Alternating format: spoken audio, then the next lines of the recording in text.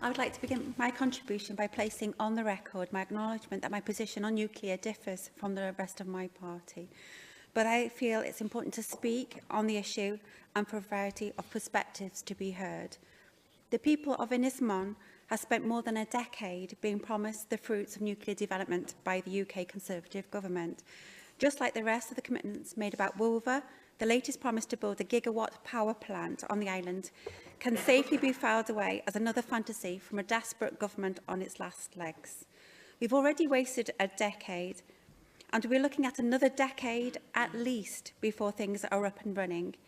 And it's staggering to think about all the time and millions of pounds money that has already been wasted on this project, and it's money that could have been spent investing in deliverable, climate-friendly energy production of the future, in increasingly cheap and true renewable energy, such as wind, solar, green hydrogen and tidal. And we don't have to look far when we see them already here in Wales, and plans for more, whether it's the more or less tidal energy project, new offshore wind farms, or a possible North Wales tidal barrage. These forms of true renewable energy are making nuclear increasingly redundant today, let alone in 10, 15 or 20 years' time when this might ever come into fruition or is proposed to. To continue down the path is to continue to risk vast sums of time, effort and money on a method of energy generation which in itself has a limited lifetime and could well be completely obsolete by the time it's fully operational.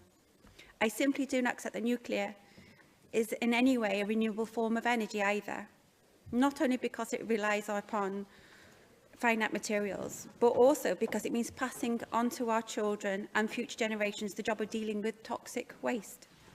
And who will the partners be for any such scheme? You can be pretty sure they won't be public owned by the British or Welsh taxpayer. It will be yet another example of Welsh resources being exploited so that wealth can be siphoned off outside of our country for the benefit of extractive shareholders with no care for or connection to Wales. I hear that South Korea is being looked at as a partner in EDF, but they're already tied up with building the other nuclear plant. We have to be honest with ourselves about the world in which we're living, honest not only about the future of energy generation on a planet increasingly at risk of climate breakdown, but of the military threats posed by modern weaponry in an increasingly polarised world. As we have seen just recently in Ukraine, nuclear power plants are not intended for conflict zones, but we can never be confident that they won't become part of one. And nuclear power plants in war zones are uniquely hazardous in a way that renewable energy generation simply is not.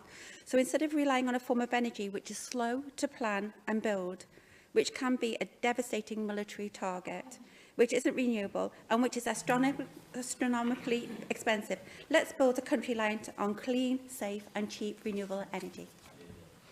Gareth.